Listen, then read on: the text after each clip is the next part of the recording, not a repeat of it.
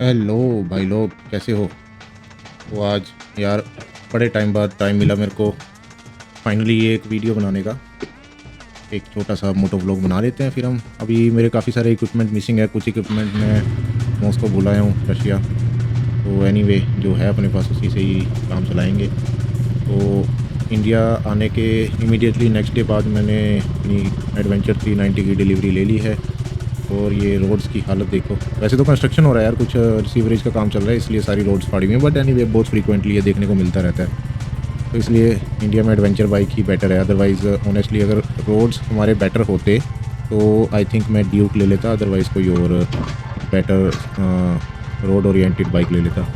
But anyway यार अपना काम तो एडवेंचर ही चला सकती है इंडिया में। और वैसे भी घर के पास में एक ट्रेल है जहाँ भी मैं जाने वाला हूँ, वो मेरा मेन घूमने फिरने का एरिया है। तो चलो मज़ा आ गया यार भाई। मतलब पता है ये बाइक में ना कुछ कमियां हैं जो मैं आपको बताऊंगा, बट वो सब जो है ना एकदम फीकी पड़ जाती हैं इसके राइडिंग एक्सपीरियंस के आगे। मैं रॉयल एनफील्ड डेजर्ट स्टॉर्म 500 चला रहा हूँ करीब 8-9 साल से। उससे पहले मेरे पास पल्सर 220 थी फ्यूल इंजेक्शन वाली, जो सबसे इनिशियल फ्यूल इंजेक्टेड बाइक आई थी बजाज की। और यार ये तो भाई गजब ही एक्सपीरियंस है। मतलब रॉयल एनफील्ड भी मैं चलाता हूँ, बट अब ये चलाने के बाद ना वो चलाने का मन नहीं कर रहा है। हालांकि मेरे पास 500 है और मैं बहुत बड़ा फ़ैन था, मज़ा आ जाता था मतलब 500 चला के। पर भाई इस बाइक ने तो दिल जीत लिया। मेरे को पता है बड़ा चुभ रही थी। वैसे ये प्राइस टैग जो है ना 4.3 लाख के आसपास का, और ऊपर से एक्सेसरीज वगैरह लगा के करीब करीब मेरे को लगता है 4,60,000 या 75,000 तक चला जाएगा, सब कुछ जब तक लोडेड होगा। तो बट एनीवे यार मतलब रियली मज़ेदार। कुछ इसमें कमियां हैं छोटी मोटी, जैसे मेरे को बाइक स्टॉलिंग का इशू आया था 1-2 बार, अभी भी आ जाता है। ये लो देख रहे हो भाई।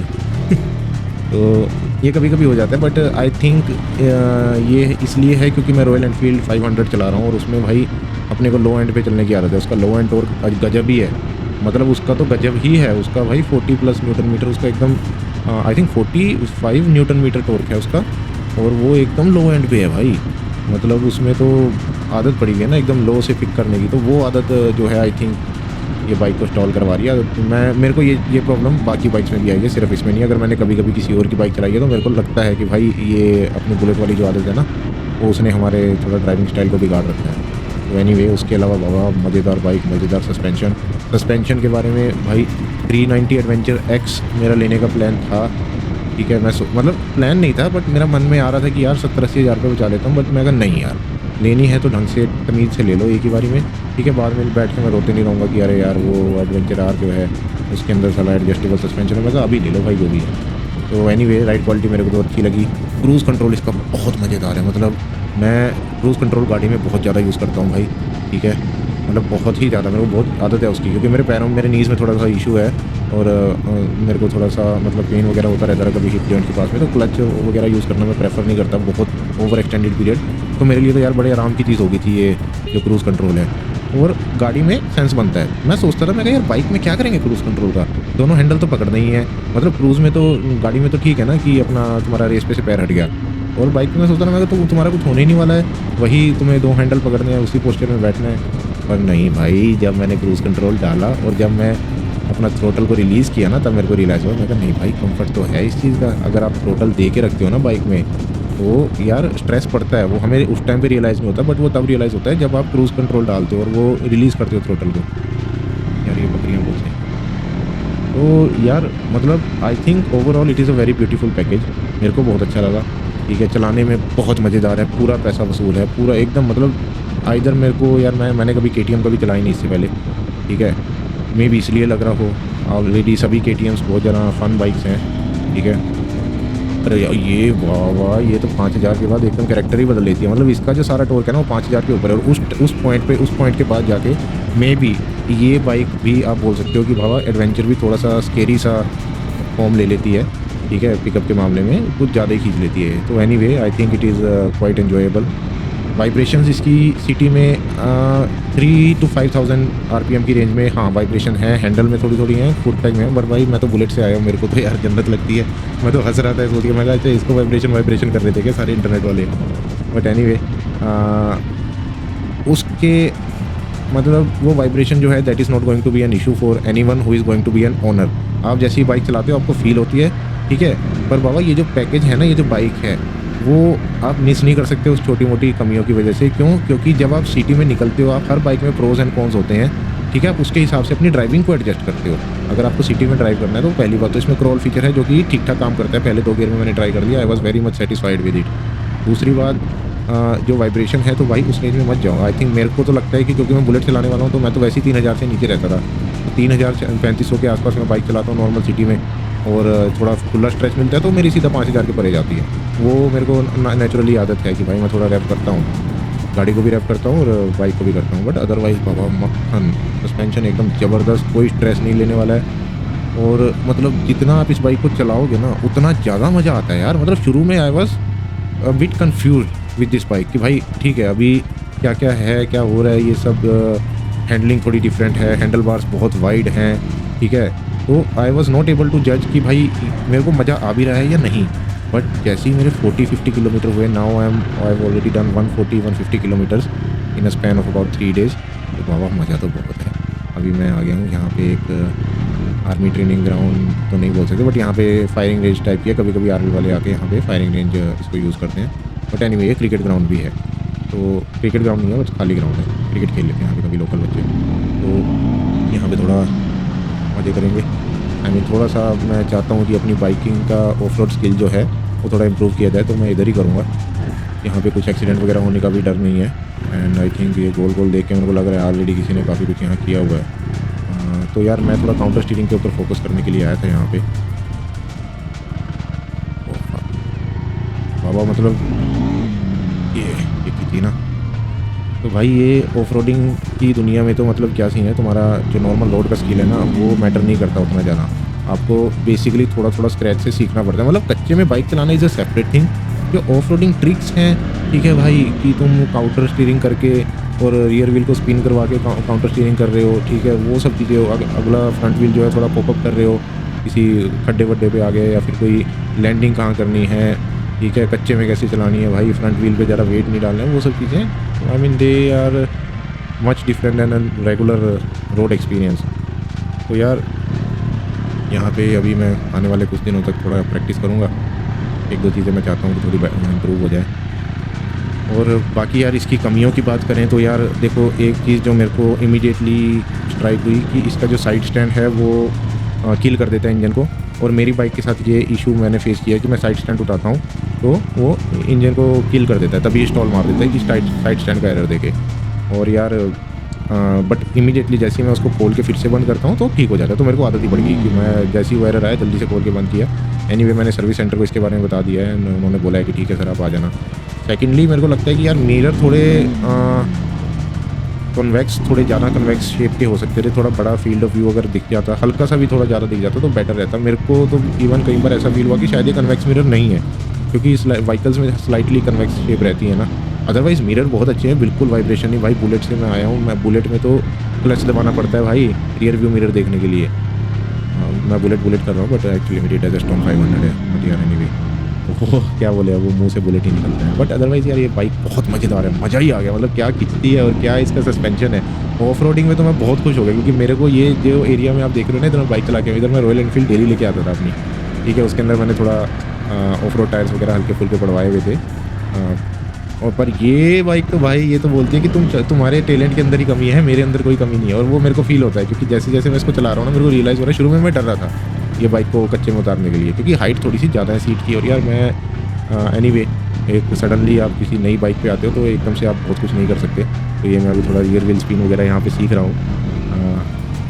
तो बाबा बाइक तो ज़बरदस्त है। मतलब जो मुझे चाहिए था कि बाइक टॉप हैवी नहीं होनी चाहिए, रॉयल एनफील्ड बहुत टॉप हैवी है, इसीलिए मैंने हिमालयन नहीं ली। अदरवाइज़ मैं हिमालयन ले सकता अगर उनका वेट मैनेजमेंट अच्छा होता। मैं परेशान हो गया हूँ यार टॉप हैवी बाइक चला के, बहुत परेशान हो गया हूँ। हाँ, इसके अंदर थोड़ा ये इशू है कि सीट हाइट थोड़ी ज़्यादा है और मेरी हाइट है करीब 5'7", 5'8" के बीच में। तो भाई हमारे जैसे लोगों को थोड़ा सा इशू हो सकता है शुरू में। उसके बाद आप यूज़ टू हो जाते हो उस चीज़ के। कोई भी बाइक के आप यूज़ टू हो जाते हो। मैं देखा 5'7", 5'8" वाले लोग जो हैं वो भाई बहुत हाई सीट वाली बाइक्स को भी चलाते हैं, ठीक है। अभी ये बाइक थोड़ा देखो सेकंड गियर में मैं चला रहा था, बट ये बोल रही है कि भाई तू थर्ड डाल ना, तो सेकंड में क्यों खींच रहा है मेरे को डर नहीं लग रहा है। ये बाइक मेरे को सीधा ऐसे बोल रही है, ठीक है।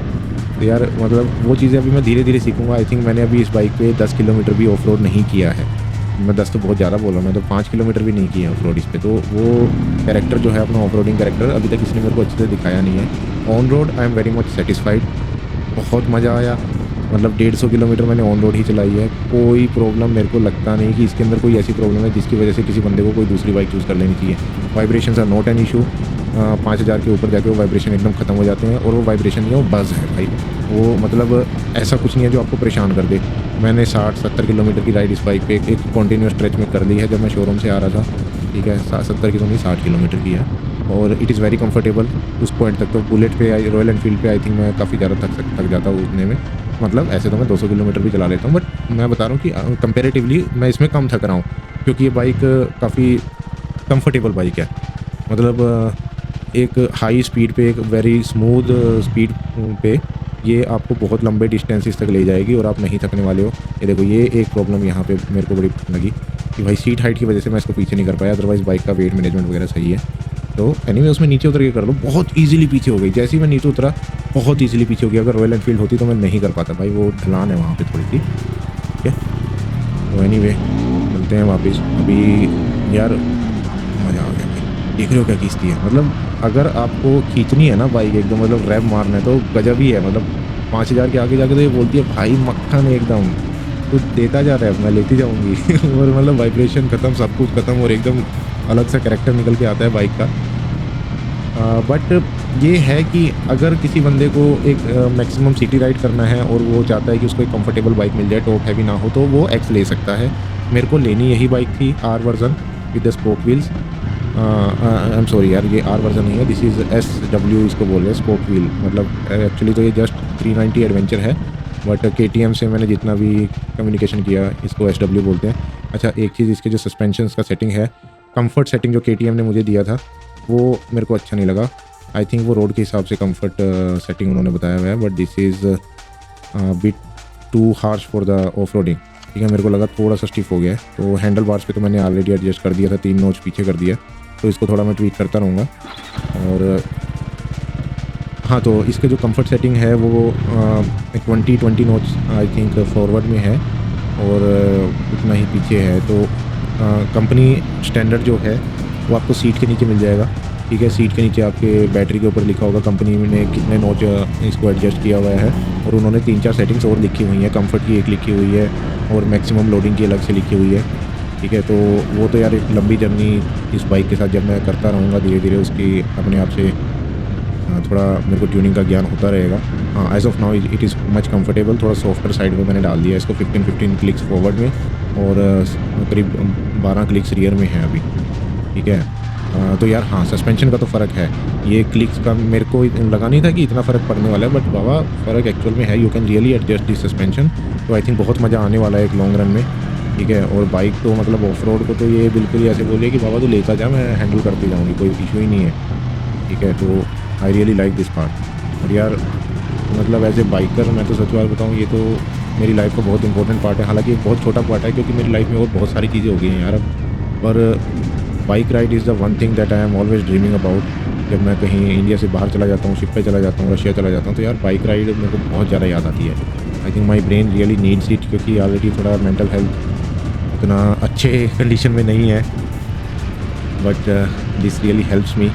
बहुत ज़्यादा स्ट्रेस बस्टर की तरह काम करता है, and this bike I am really falling in love with it यार। मतलब मज़ा ही आ जाता है इसको चला के, तो बाबा क्या परफॉर्मेंस है, क्या इसका स्टैंस है।